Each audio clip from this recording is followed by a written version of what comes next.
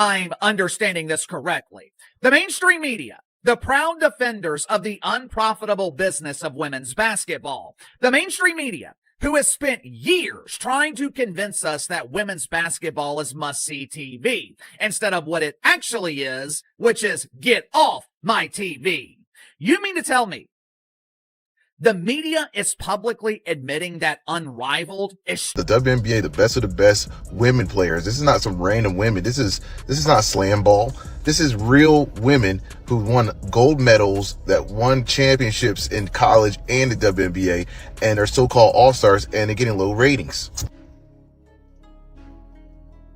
And did you know that the Indiana Fever, by average, their rating was 1.18 million. For a long time, the mainstream media praised itself. Today, this morning, in fact, I dropped a video about Unrivaled ratings being straight trash. I mean, complete dog shiznit, right? And they are. They've fallen off a cliff. Now, something I did not mention, the ratings have went down versus last year, despite there being a new television rating system that has, as we've seen, artificially inflated numbers versus previous years, and the numbers are still right now. There's no need for dramatic build-up. This is really just a numbers problem. Attendance has stayed low, TV and streaming numbers are below expectations, and the gap between online hype and real-world interest is clear. Social media made Unrivaled seem like a huge cultural moment, but the empty arenas tell a very different story. Isn't the woke media that I know to be completely useless? This isn't the media that has a long history of polishing the turd. This is unprecedented. The media is actually telling us the truth. Last year, they were trying to convince us that Unrivaled was taking over the world. Have you seen these ratings? I haven't seen ratings this high since. This is the same media that has spent years trying to convince people that women's basketball is must-watch, even though for most viewers it's either just background noise or a reason to switch the channel. Concerningly, the second year ratings on TNT were lackluster. Unrivaled's opening slate on January the 5th, which kicked off in a Monday afternoon game, averaged 175k viewers in the first two games to air on both TNT and True TV. So basically, they averaged 175k airing on two channels. Airing on two channels at the same time. That's not good. The two True TV exclusive games on January 5th averaged 32,000 views. Even with this history, the same media is now saying that Unrivaled could already be close to failing or becoming irrelevant, a major change in tone that deserves attention. Watching it, nobody's talking about it. I don't understand what's going on. It seems as though a lot of this conflict of interest stuff is coming out more and more, with the co-founders of Unrivaled also being on the board of the WNBPA, not getting a deal done, that benefiting Unrivaled, all of these things. But Breanna Stewart had to address the opening week ratings for Unrivaled. This is a big change from the usual media approach, which normally protects every women's basketball project no matter how it performs and often exaggerates weak products as cultural milestones.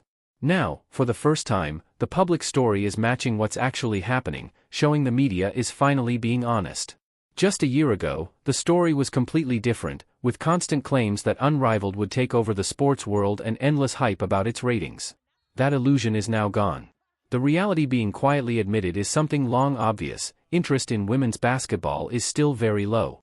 It sounds harsh, but only because it clashes with a story that was always made up. So the Unrivaled ratings are in to begin season 2, and they're not great. To be honest, what should have been kind of expected. This is the second season. You're probably going to peak at the first time you come out, which last year I believe they were in the 300s, if I'm not mistaken. I'm going to pull up the numbers in just a second. The Athletics' Ben Pickman put them out. Saw people talking about the key demo rating as well. That was like kind of some misinformation from folks that don't know how. Clip 637. Although Misson started in reality TV, his real goal was always to become a WWE superstar.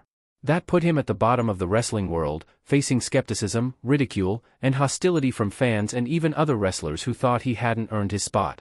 He was disrespected in harsh ways, banned from the locker room, made to change in a utility closet with cleaning supplies, and constantly told he'd never succeed, always seen as the MTV guy instead of a real wrestler. The most important part of his story isn't the mistreatment, but how he handled it. He never complained, demanded special treatment, or leaned on his fame. His eventual success came purely through hard work, persistence, and proving himself step by step, earning respect on his own terms. Stewart. This is on Sports Illustrated. Brianna Stewart addresses disappointing unrivaled viewership numbers. Now, before we even get to the article, I'm a little confused on how did you not see this? How did you not see this coming? Nobody was talking about Unrivaled prior to the Unrivaled season starting.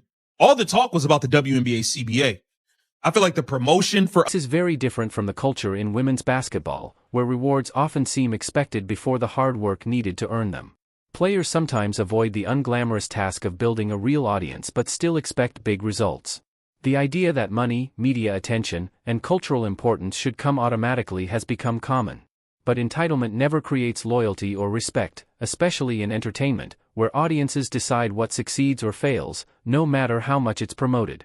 Unrivaled second season shows this clearly. Ratings have dropped sharply.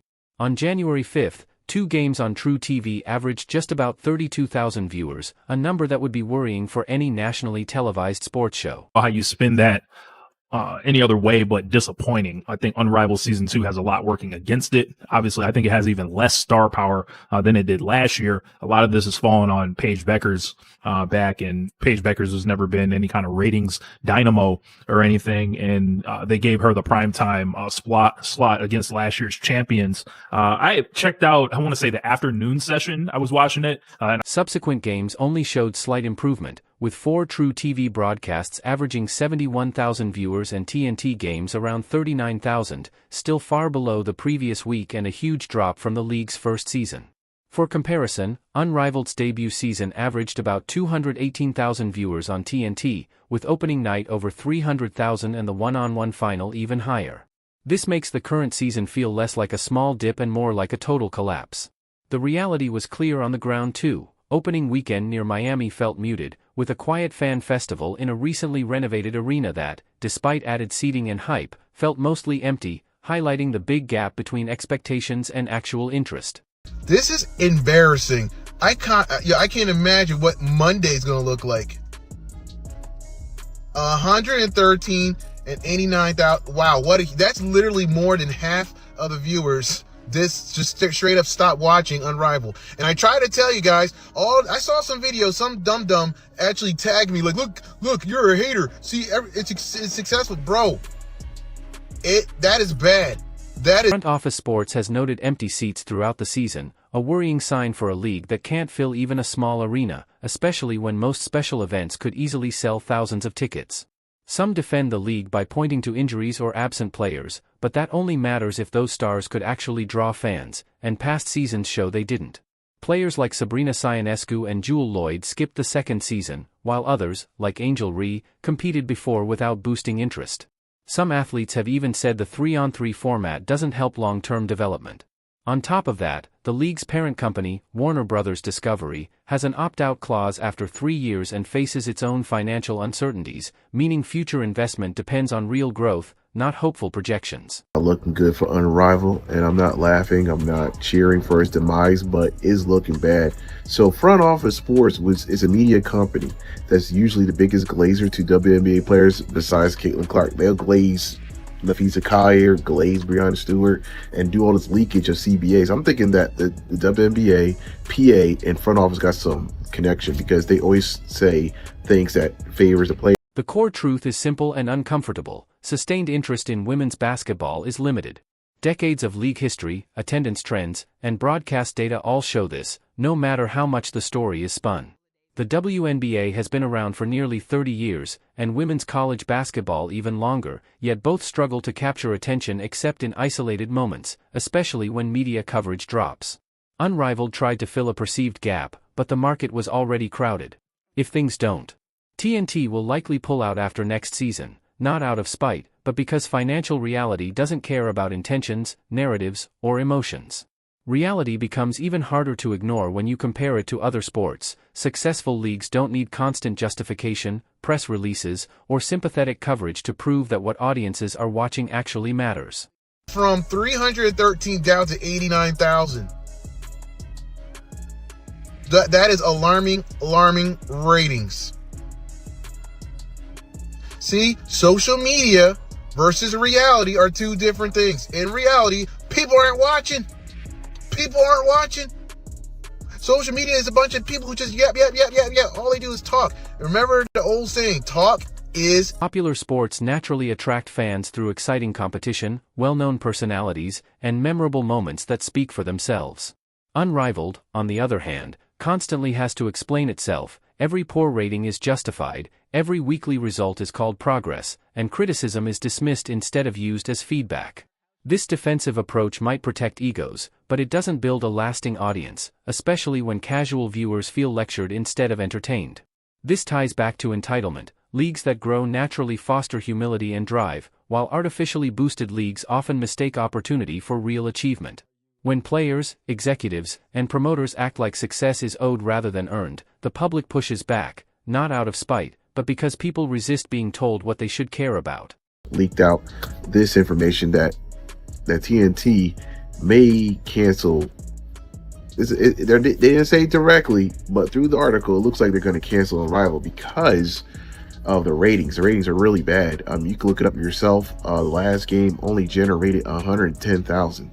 That's pretty bad. That's not really good at all. That's why you need to listen to your... The irony is that the path to growth already exists, not just in men's sports but in many entertainment industries, where niche products succeed by focusing on quality, accountability, and slowly building an audience instead of demanding instant mass appeal.